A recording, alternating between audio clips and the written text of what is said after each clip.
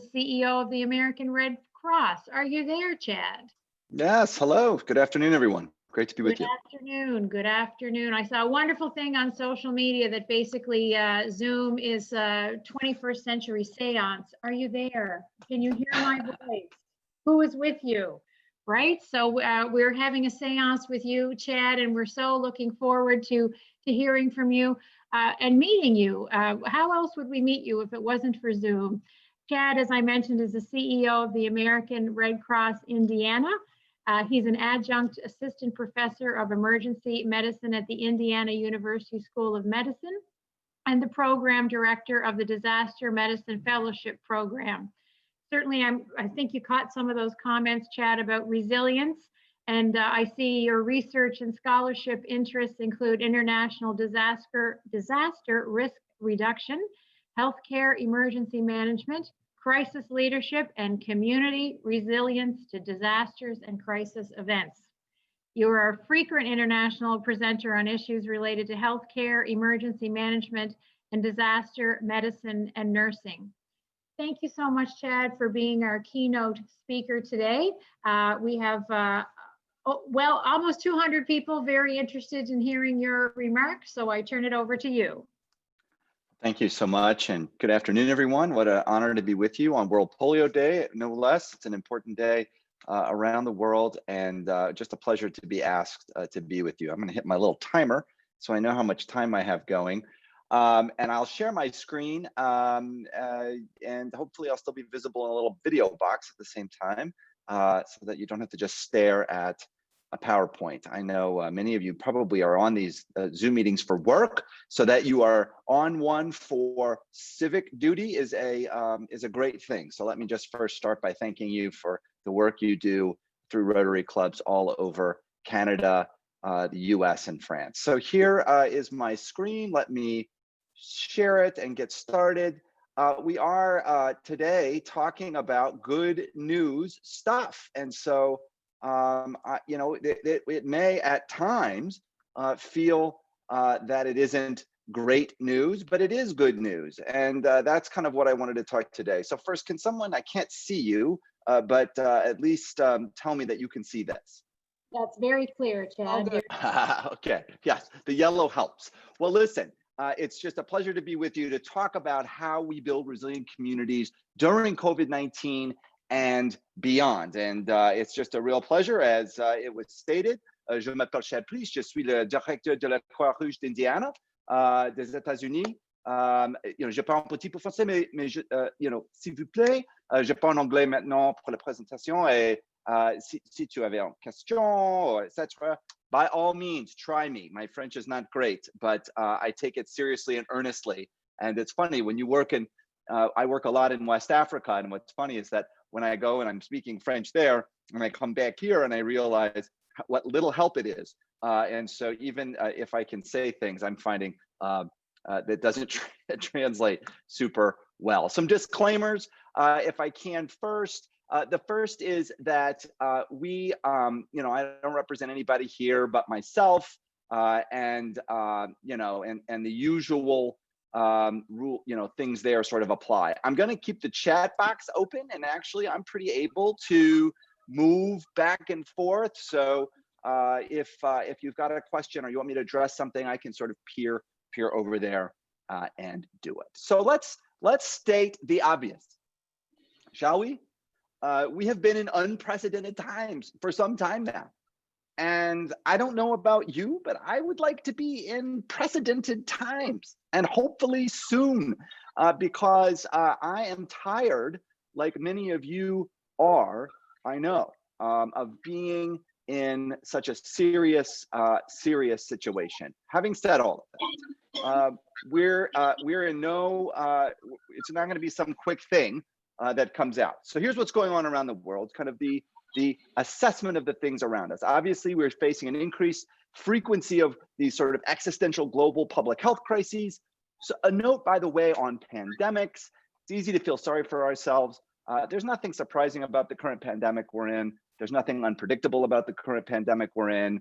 The only thing, of course, that we can predict is when these things happen. On average, about every 35 years, the world faces a huge pandemic. Of course, I said on average, it's not like every 35 years the world faced a pandemic. And so we've really had an extended period of time where most humans who are alive have not seen what is happening, right? We've never seen this type of pandemic before, but it's absolutely not a new phenomenon. Of course, we're still in the middle of the last huge global pandemic, which is the HIV/AIDS pandemic. So just to give you some perspective.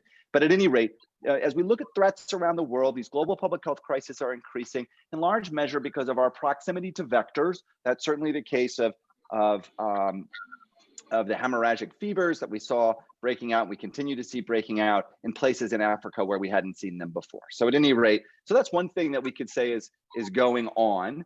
The other is that natural disasters, even if they're not increasing in number, are changing in impact. And this is a tragic picture of in California, of the California wildfires. The fires that occurred in the United States this year are without question some of the worst wildfire season we've ever seen. But these disasters are increasing in impact, if not necessarily in numbers. And so much of that has to do with where people are living. And of course, around the world, we're changing where we live. 68% of the entire population is going to live in an urban area by 2050. Just read that carefully. This represents a massive shift in, and it's a shift that's been going on for some time, in how humans live and where they live. And so when people are congregated together, the risk from any of the things we've talked about, whether it's a public health crisis or a natural disaster, increases dramatically. Now, there's nothing about urban life per se that I think makes things riskier, and we'll talk about why I say that later. But just the proximity of people. I do a lot of work in the country of Liberia and Monrovia, a country that the downtown, the city of Monrovia was built for about 250,000 people, 250,000 people. Well, there's upwards of 2 million people now living in Monrovia, and that's a result of people fleeing the countrysides over 20 and 30 years of war. These sort of patterns, of course, are taking place all over the world. Here's just a very clear example of that as we talk about those who are displaced through migration, at least through 2019. And we've seen the horrific pictures around the world of people doing seemingly anything to have a better life. Anything, whether it's crossing the border of the United States from Mexico, if you're a migrant from Mexico or Central America, or whether it's going through Europe and trying to get in through Greece after a long boat ride. Humans around the world are suffering, they are hurting, and they are looking for safety. And that is driving where people live for certain. So the good news is that there is hope. There is hope. I promise you, there is some hope here. So I'm definitely the sort of speaker that you probably wouldn't want to invite to a cocktail party. They're like, oh, Chad's coming. This ought to be fun. Well, it'll be light conversation. He'll probably talk about awful, terrible things around the world. No, I'm here with a message of hope. And I hope that, not to overuse the word, but I hope that you see that. And the good news is it's not hope like, wishful thinking. It's hope like science. And, at least your neighbors to the south, we're struggling with this right now. We're struggling with the idea of taking evidence, using the scientific method and coming up with answers. But the good news is I have some answers for you about resilience. And I loved hearing the previous presentation about how some of your clubs will be sort of pivoting to try and do work that's community focused. You always do community focused work, but community based. And I think that's something that maybe we can talk about today. So what is the first recap of this section? The world. It's complicated. Things aren't going great for a lot of people around the world. But here is the hopeful part. So let me ask a question. You don't have to answer the question. You can maybe think about it in your head. This is a professor's trick. What's the difference that makes a difference between communities that bounce back well after a crisis and those that don't? So assumed in my question is that all communities can and will be impacted at some point by some types of disasters. Now, of course, communities are not impacted equally by crisis. Stitch that on a sampler and put it by your door, right? Not all communities are impacted equally by crisis, but some communities seem to bounce back better when bad things happen than others. We can measure that. We can measure that in the speed of recovery. So it could be an economic measurement. How fast did the community's businesses come back, for example, after after a crisis. We could measure that in other ways. We could have people's self-reported sense of community and how was that shaped by crisis. But in general, there's an answer to this, and that is this idea of resilience. And there are lots of ways to talk about resilience and think about resilience. And so let's jump right into it because it is super exciting. So resilience, are there any engineers here? You can raise your hands. I'm not an engineer. I'm a nurse. I'm an advanced practice nurse. I'm a lawyer. That means my addition skills are rudimentary and limited, and I couldn't have been an engineer. But engineers really brought us the first concepts of resilience, and they talked about it primarily in materials, right? This is the idea of things that spring back. They have an elasticity to them. It's how bridges work. It's how we're able to have bridges. If we just made bridges that didn't move or pivot, we would find pretty quickly they, under stress, would crack. And this turned out to be a wonderful analogy for all sorts of things. And so sometimes we think about resilience as this capacity to recover from difficulties, or our toughness.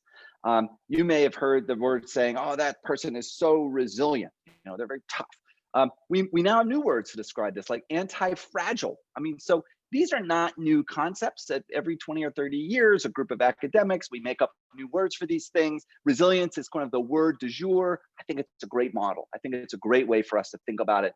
It won't be the only one, and it won't be the last. There are two ways, maybe there's actually more than two ways, but there's at least two ways to think about resilience. And one is this individual resilience model. And so this picture here of my good friend Vanny is the PhD prepared former CEO of the only tertiary care hospital in all of the country of Liberia, like many Liberian expats around the world. When a new president was elected in Ellen Johnson Sirleaf in Liberia, Vanny McDonald answered the call and went back home to run the hospital there. I've never seen anyone as resilient as this woman. She single-handedly kept open the hospital during the peak of Ebola. I saw her lead in a way that just really struck me as the model of resilience. I think individual resilience is super interesting. I don't know anything about it, and so this is the last thing of time we'll talk about it in this talk. We leave that to traditionally psychologists and maybe very adventurous sociologists. But even the most adventurous sociologists should take pause before they get too far into individual resilience. The second is this idea of community resilience. And community resilience is a little different concept. And I want to talk to you today about thinking about communities as units, as things. Communities have life, they have identity, they can be measured, we can talk about them. Communities are, as we'll discuss, not simply the sum of their parts. And if you are about to embark on community work, I think this is a concept that will be very important to you. So what are some things to know about communities? So communities give members of community voice. Communities are inherently empowering. And if you live in a community that is cohesive and tight-knit, you know exactly what I'm talking about. You know exactly what this means. You feel as though you have agency inside a community. Oh, if you don't live in one of those communities, find a time you went somewhere where you were a stranger and imagine what that felt like. You could be in your own city, your own town. You don't have to leave the country. But in those situations, you really get the sense that there's an empowerment from being in community that gives us voice. Community builds resilience. We're going to talk all about that. Community improves lives. We know without a shadow of a doubt that those who live in communities that have certain characteristics have better quality of life as measured in any number of ways. Community is inclusive. It has the opportunity to involve all of us and every person. Community is not an accident. Just pause. Community is not an accident. Community is built. Communities are nurtured and stewarded and created. They are curated. Most importantly, community takes work. I love the idea that you're embarking on these community-based initiatives. And it's funny, we're doing a lot of that right now in the organization I lead. And I was telling someone the other day that community work is messy. It is inherently messy. So how many of you are used to projects where you say, I have identified the problem, I am going to make a plan to solve it, I'm very good at that, I'm going to track that solution, and then I'm going to measure my outcome. I'm going to use, what do we call them now, SMART goals, that I can measure and put on a chart. Well, you're in for a rude awakening because those things, while maybe have roles, they may have roles. Generally speaking, that's not how community works. Community is essentially about process. And for those of us who like to have bows on things and tie them up, process can feel very messy. But in that messiness is gold. There are gold in them, there are hills, as they say. And so learning to sit with that complexity is such an important opportunity for us. So I'm going to tell you some things about community resilience that you just sort of have to believe. All right, you got to believe them, otherwise the rest of the presentation doesn't work. All right, so listen, I don't have to convince you of these now, because you're all living through the world's largest disaster, right? So for everyone alive, we're in the largest disaster for everyone that's been alive, except for those maybe 103 or 104 years old. And that first is, there is never going to be enough stuff in crisis. Okay, I don't care how good of a logistician you are. I don't care how much of a prepper you are. I don't care how much stuff you would put in the basement. You know how many supplies we could buy for a city or town. There will never, ever, ever be enough. There will never be enough doctors and nurses and public health workers. There will never be enough supplies. There will never be enough of any of that. Emergency planners, they know this already, right? And so we go through these phases of emergency planning around the world, and we had an SOS phase that lasted during the Cold War. We call it stuff on shelves. We don't really call it stuff, but this is I'm in public. But the SOS, the stuff on shelves plan, is doomed to failure. And you know this if you've ever taken any real attempt at building a stockpile of stuff. Now, I run the Red Cross in the entire state of Indiana, parts of Ohio, Kentucky, and Illinois. It's a huge organization, 4,000 plus volunteers and staff in 49 offices. I probably should have a huge basement filled with disaster supplies, right? I should be able to walk down to my basement and live for a month, if something goes wrong. I'm sorry to tell you, the emperor has no clothes. In my basement, you will find crate after crate of really good wine. You will find some water. You will find toilet paper, something that COVID-19 has taught us here. And that's really about it. Now, am I saying you shouldn't have a plan, that you shouldn't be prepared for disasters? Of course not. What I'm saying is, none of us will ever be able to rely on a stockpile of crap in our basements, okay? When we honor and acknowledge that, it changes the way we plan for crisis. Stick with me. That's number one. Number two, every single community, particularly those that are already experiencing disparity, right? They have the ability, they do, to strengthen their ability to rebound from adversity. If you don't believe that communities can do this, then it doesn't really make a lot of sense to go work with them, right? Or to be invited in by them. So if you view a community as helplessly reactive or problematic, you've already probably created a barrier to effectively partnering with those folks. I've already told you, we shouldn't view individual members of communities helplessly reactive in crisis, because they aren't. It turns out humans are really wired well for disaster. We do certain things for one another that is well understood, that sociologists have studied for a long time. And we are naturally inclined to help one another. That is our natural reaction. Sometimes we set up structures in our community that actually make it hard for us to do that, or that disincentivize that. And that's a very serious aspect of things that we worry about. And finally, we don't just add up how resilient everyone is. This is a great example. So you would think that when we talk about individual resilience, someone that was very wealthy and in very good health would probably be more resilient than someone who is maybe less wealthy and in ill health. And I would agree with you, generally speaking, that that's probably true. The question, does it follow then that neighborhoods full of rich, healthy people are necessarily more resilient than neighborhoods that aren't? Answer, absolutely not. And indeed, there are some elements of communities with a lot of wealth that actually lead to isolation. And we're going to talk more about that, but the preview of coming attractions is you got to know your neighbors in order to have community. And so, it's just, this is a real challenge, because it focuses us to shift from people as, oh, that person needs assistance and they need my help, right? And instead to saying, well, how is this person, what are the strengths that this person's already bringing to this problem? And how can I use my privilege, my money, my connections in the community to amplify and accelerate their work? Very different set of questions, I think, as we work with communities. So what makes a community resilient? Now, you could ask those of us who work in this space this question and get about a bazillion answers. I am going to use what I consider to be pretty decent research. It's not great. The research here is not great. It's evolving and emerging, but there are a few things that I think it's fair to say we know about communities and what makes them resilient. And the first, without question, is the physical and psychological health of communities. Communities that are healthy, that have access to healthcare, that don't have existential worry about water and sanitation and basic, disease prevention and control, are able to bounce back better when bad things happen to them. This is sort of intuitive. We can take the COVID-19 virus as an example.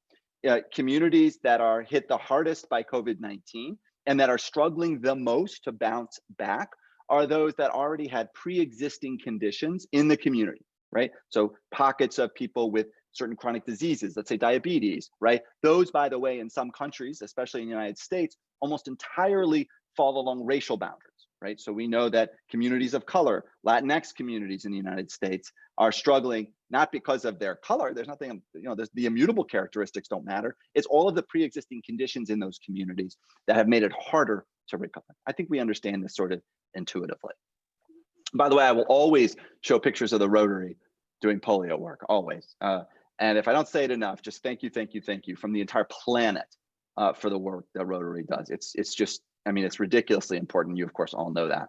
I don't need to tell you. So the other thing we know matters to the resilience of community is social and economic equity and well-being. And I say equity here on purpose, right? On purpose. I'm not talking about equal opportunity. I'm talking about equity. And equity does not mean everybody has the same amount of stuff necessarily, like material stuff, but it does mean something different than you have the chance to make it someday. And depending on the country I'm in talking to, that is either, well, a duh, or that's a profound statement. And this, of course, reflects the divergent worldviews of people all over the planet regarding helping our neighbors and how we think about it. But this concept actually in the public health sphere first came about in England in these very famous studies called the Whitehall studies. And they examined English social service workers. These were people that worked for the NHS or something equivalent. I'm not even sure if it was the NHS, to be honest with you. And they looked at them and they said, okay, let's control for some variables and look at various measures of health. And one of the things they said was controlling for income. Let's find people that make the same amount of money. Are there differences in the health outcomes for people of one grade of civil service versus another? So maybe you're I'm not familiar with the British civil service system, so I'll just make something up for analogy. Maybe you're a level 6 manager, and we're looking at your health outcomes compared to a level 8 manager who might be called the director. Okay, but yet you make the same amount of money. Well, guess what? Just having a different title created different health outcomes in the person with the title. This is one of the most profound things to help us understand how inequality drives health outcomes. So you writ large, inequality can work in lots of very complicated ways, right? So we know a lot about allostatic load in poor communities and hormones and how literally being poor can change the way your body experiences the world around you, right? So these are ways of thinking about these things, but they're very important. All right. Here's a great example of the criticality of understanding equity. And I'm using a health example here. Here's life expectancy in North America. And as you can see, or in at least portions of North America, and as you can see here, there are some pretty striking examples in the Nunavut territories, for example, in Canada, the southern part of the United States. And you don't have to know anything about health. You don't have to be a doctor. You don't have to be a public health worker to look at this map and start to make some assumptions and to come up with some theories about why life expectancy looks different in these places. I don't know if your theories will be right, but I bet they probably would be. Because what you would probably latch onto are those social determinants of health, right? It cannot be that the people of Tennessee or Alabama are genetically different in some way than the people of Minnesota. That's not true. So why is it that in Tennessee, you live less than you do if you live in Minnesota, right? So these are the things to think about. I'm going to give you a really striking example of this very same thing. This is the interstate map of New Orleans, Louisiana. And this map shows life expectancies based on where you live inside a city. So when we talk about a nation's life expectancy rate, it's too big to even understand. These are averages of averages. But look at one community, New Orleans, where if you live downtown in the center of the city, you are only going to live on average to be 55 years old. But if you live in the suburbs, you've got a good chance of making it to your late 70s. What a striking difference. This is third world level stuff, right? So when we start drilling into certain cities in the United States, we see third world levels of life expectancy. The difference is what matters here, right? The difference is what matters. By the way, I looked long and hard for an example in Canada. I can't find one, right? Because this is in many ways, it's not a uniquely American problem, but in North America, it's a uniquely American problem for certain. Here's another thing that helps make communities better: risk communication. So understanding risk is really hard. And I'll give you, you can think about this in your own life. For example, I'll give you a great example. I am Captain Safety, right? I'm running a huge Red Cross. I'm the one that's supposed to talk to you about fire alarms and getting your flu shot and all these things. And so you would think that I am just making all these safe decisions, but I'm not. And do you know why I'm not? Because I'm a human being. And we are terrible at gauging risk. Human beings are awful with risk. Some of us are better than others. We're better than our predecessors from like thousands of years ago, right? Just evolutionary. We're probably better than the folks that didn't make it, but we're not great. And that can look lots of ways for different folks. Like, so I'll give you one of my examples, and I'm so embarrassed to admit this. I'm the kind of person who will be very worried about the safety of my community. And so while I'm in my car, I might occasionally glance at my phone to make sure I'm directing an employee to do something to keep the community safe. How stupid is that, right? Meanwhile, I'm putting everyone around me in cars at risk. Well, this is a normal function of human behavior. It's risk appreciation and risk understanding. It's me saying to my kids, you must wear a helmet on a skateboard. You must wear a helmet on a skateboard. But then I'll say, but it's okay for you to go on a walk about 6 miles around in the neighborhood and go play by the river. There's certainly no danger there, right? So this ability to appreciate risk is really complicated. In a crisis, communities that understand risk fare better than those that don't. And understanding risk has a lot to do with communicating risk. Here's a fun fact that's really exciting. Generally speaking, people who experience adversity on a regular basis, they got a pretty good understanding of risk. They don't need our help. They get it. It can feel at times disconcerting to those of us watching from the bleachers. I'll give you an example. So during Ebola, when I worked in West Africa, during the beginning of the crisis, it was interesting for me to learn and be taught about how the communities I was working in, primarily in the large city, perceived the risk of Ebola. Well, if you've been through 25 years of civil war, if your daily existence is dependent on whether or not you can feed your family, the idea of a viral hemorrhagic fever making you very ill and potentially killing you, even if that fatality rate was in the 20 to 30%, doesn't even come close to the thing you're worried about. Well, fast forward, wear a mask, stay 5 feet away or 6 feet away from people. Put that next to the person that's like, hey, all of that's fine, but I gotta eat today. I gotta eat, right? So how we talk about risk really matters. And in the case of COVID, I think it's very important that we start talking about risk reduction instead of binary yes, no's, right? So COVID can't be about, do we keep schools open or do we keep them closed? Do we go to start business? Do we keep it open? Do we keep it closed? That is a silly way of thinking about this thing. Instead, the question we have to be asking ourselves is, how do we communicate the risks of COVID in our community in such a way that people will take the common sense steps necessary to reduce the risk of transmitting it to someone else? Really, that's where we're at, right? And yes, we probably will have to do some regulatory things. You should not have a party with like 20 people at it. There are probably some rules because humans, we do dumb things, right? Pretty consistently. But the other stuff is probably best done through figuring out how to work with communities and talk about risk. Let me move on.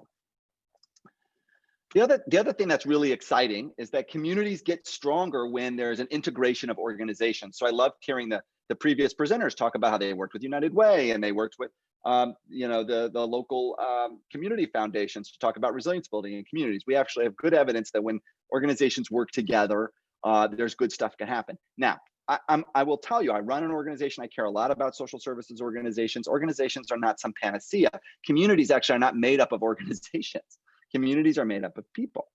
And oftentimes, organizations that work on behalf of communities may have nothing to do with those communities at all. So there's a big cautionary note on this one, which is, if the Red Cross in Indiana said, well, we are experts in the community, I would be laughed out of some communities where I'm clearly not the expert. And so it's really important to understand that some of the organizations that we need to think about integrating may not look like the organizations we're used to. They may not have a meeting with a bell at it. They may not have a CPR instruction component to their meetings, right? The group you may be interested in working with could just be the group of guys that works on their cars on Sunday at the end of the block, or the grandmothers in a community who provide childcare for others informally. Getting into the communities in such a way as to appreciate those as sort of self-organizing forces is really important. All right, this is the big one. I always save it for last. This is the most important factor: social cohesion. I love this picture. This photographer took pictures of people on their phones together and then photoshopped out the phones, providing for us a stark view of what our being together looks like. This was, of course, pre-COVID, right? And how many of us can say that we are guilty of this very thing? I sometimes will see my daughter pre-COVID with her friends, and they are literally full-time just looking at their phones together. And I'll say, are you talking to one another? Is this like augmented reality? Are you all? And the answer is maybe sometimes, but often not. We're together talking to other people, which strikes me as very bizarre. So social cohesion, long written about, long understood. The sort of classic book that popularized this idea around the world was Robert Putnam's famous book, Bowling Alone, which I believe came out in the early 90s. This is this idea that when communities are cohesive, they are able to work together in different ways to combat the adverse impact of a crisis or event, right? It seems almost really simple. The problem is, of course, is that social cohesion is not simple. It is very complicated. And the reason, and so let me give you a really concrete example. I understand it probably doesn't snow a lot everywhere in the Atlantic area, but I'm guessing there is snow and adverse weather. Okay, so when that happens, I can take my block here. It used to snow in Indiana. As a child, we used to have snow. With the changing climate, we have a lot less snow than we used to. I have to now pretty much drive all the way up to the tip of Michigan to reliably cross-country ski.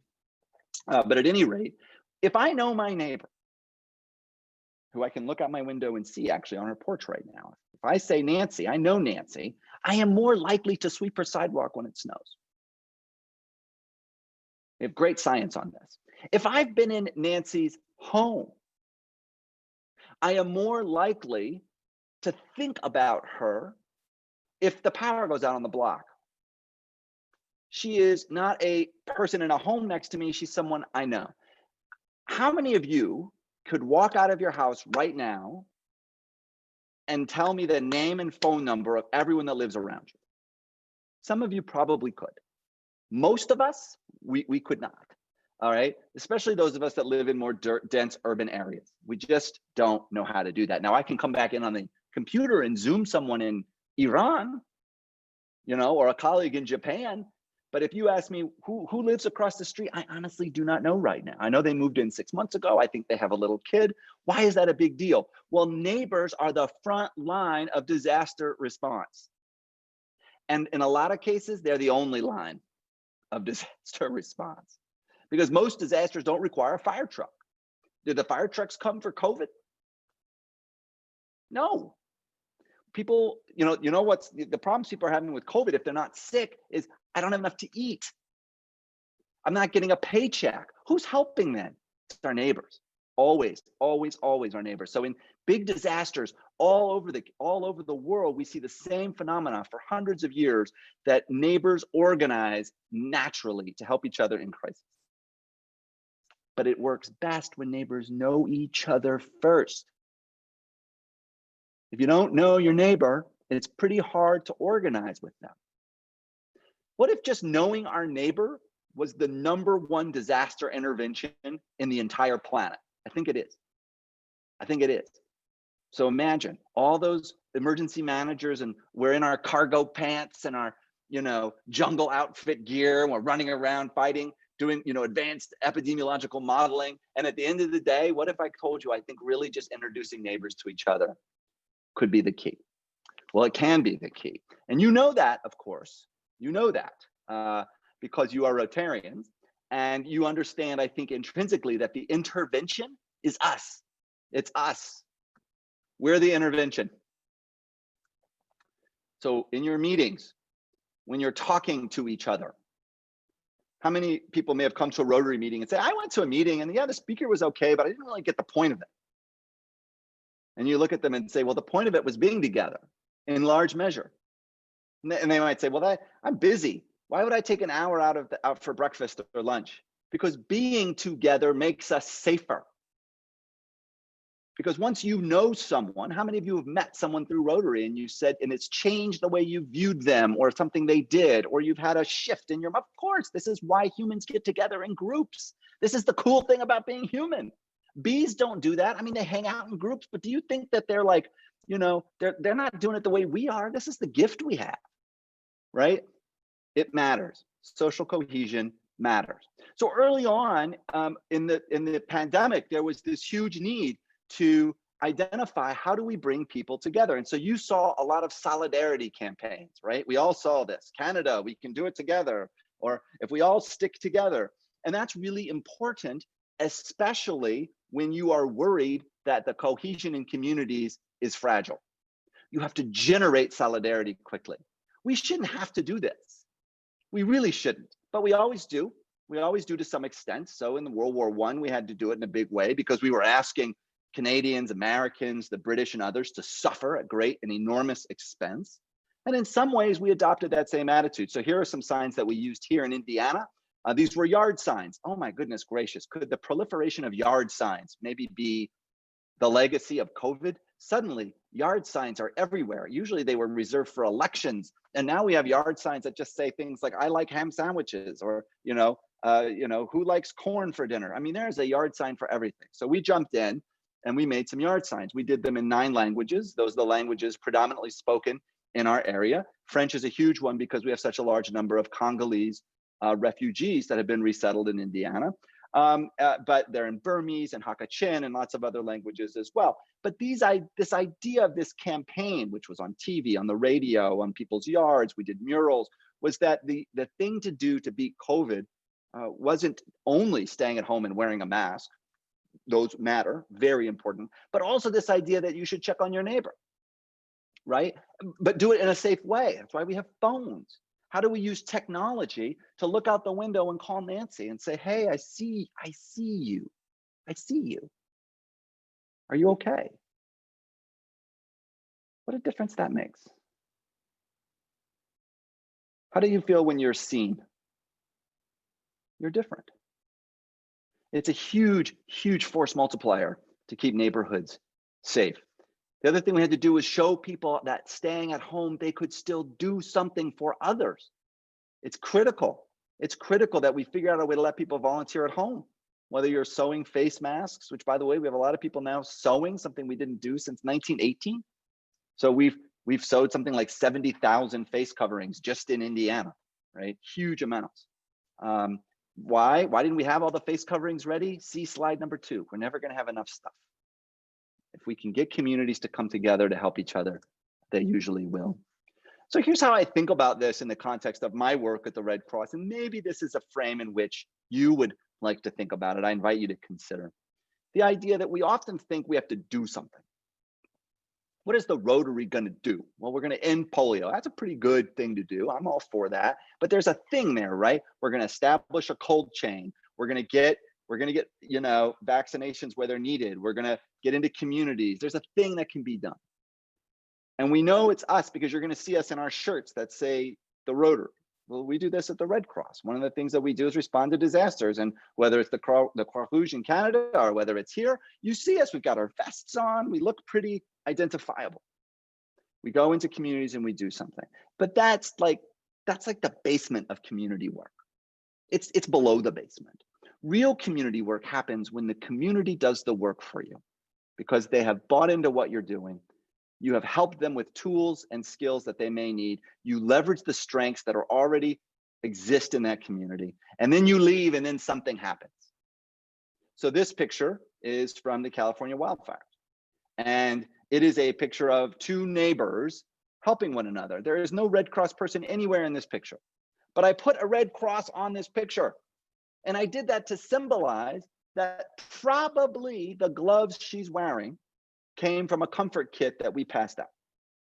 And why do we give people gloves? Because it's the first step for them to claim back their lives and to help their neighbors. Yes, we could have sent 500 people to go in there and clean it all up for them, but that doesn't feel like it's really building any resilience in that community, right? So how do we be invisible,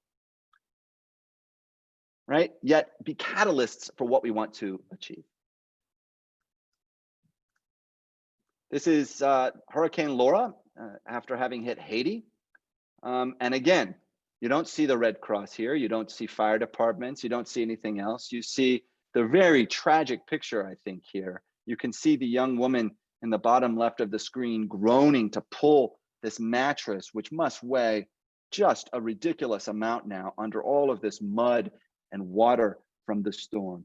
Neighbors, understand that without a place to sleep, shelter doesn't mean much. This is important. This mattress has to be dried out. They cannot go buy another one, perhaps. They help each other.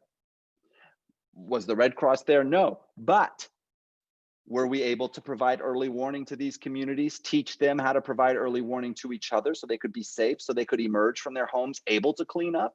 Perhaps. We know something else about volunteering and working in communities, which is that if you do it, those skills transfer to other things. So I could teach you CPR or first aid, and you may never have to use CPR, but I know something. I know something. If I teach you how to do CPR, you are going to be cooler when something bad happens than before you knew CPR. You're just going to be cooler. You're going to be able to make better decisions during bad conditions.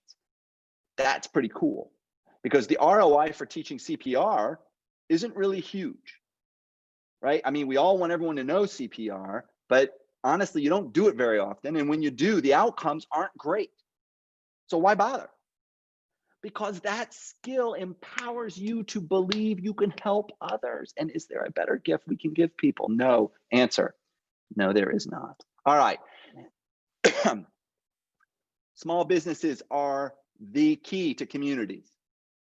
They always have been and they always will be. This is especially true in the United States, for example, in minority communities. But small businesses are often the least able to bounce back after crisis. So the Red Cross is not here to help this person's business right now in the hours after the flood, but our program, Ready Rating, which for free allows businesses anywhere in the world to do continuity planning online and produce a series of guided questions to allow them to work with their employees to talk about what they would do in a crisis. We can do that and offer that, and we don't have to be front and center. We can let the community use that tool to help themselves. We could do it with food banks. So I've talked a lot. I think I've talked for darn near the whole amount of time. I've saved 2 minutes exactly. As you can tell, I'm slightly passionate about this topic. So what I'm going to do is turn my screen off and ask you if there's anything you wished I had said. If you want to argue with me, I'm happy to do that. I would, of course, never argue with you. I'd probably say you're right and then pivot because I'm a lawyer. But what can I do? I'm so impressed that you are thinking about embarking on community-based participatory models. You clearly have expert advice that you're getting, which is wonderful. And just a real pleasure to be with you today. So I'll stop talking and allow you, if you have questions or comments, to send them my way. Chad, I think we all wish you were our neighbor. I think I've got that right. And if I was Nancy, I'd be probably running over with cookies and having you over for dinner and talking about social cohesion with you. And you would be pulling down the blinds and saying, oh, here she comes again. So thank you so much. With that 45-minute passionate, authentic presentation, we could all see ourselves in what you said. And I noticed that the chat got really quiet because we were all focused on you and that superb presentation. You hardly ever get them. Each slide was an image, was an idea, and it wasn't 500 words and a little tiny icon. So bravo to actually use that stuff right. We see a lot of presentations in Rotary, and yours will remain in my mind as one of the best I've ever seen and heard. So thank you so much for that. We are all awake. Everybody is going fabulous, that they love you, they thank you, they want to meet with you in person. There's just a lot of very positive things. I did see a really funky one that I just wanted to stop on for a minute about superimposing. Where did that go? What we have to be cautious of is not to superimpose our definition of cohesion on communities we are supporting, but step into the space together. Thank you, Lorianne. I love that concept, and I see Chad is nodding, and I'll give you a solid 1.5 minutes to address that. No, it's so true. This is the thing with all community work. Part of the hardest part about community work is adopting listening approach and really being willing to spend time. So after the first year, maybe the outcome that you might set for yourself is, after the first year of working in this community, do I feel as though the community believes I understand them? That'd be a great outcome. And how would you measure that? I'd ask, well, I've been coming to your meetings in the community. I've been around. Do you think I'm getting it? And you might be surprised by the results, but that sentiment is 100% correct, without question, 100%. Sure. Ooh, let me see. I'm going to take a quick scan to see if I got anything else here. Interesting one about risk. Just a neat observation from Tom. Risk acceptance and communication comes to play with polio and vaccines. India knows the risks.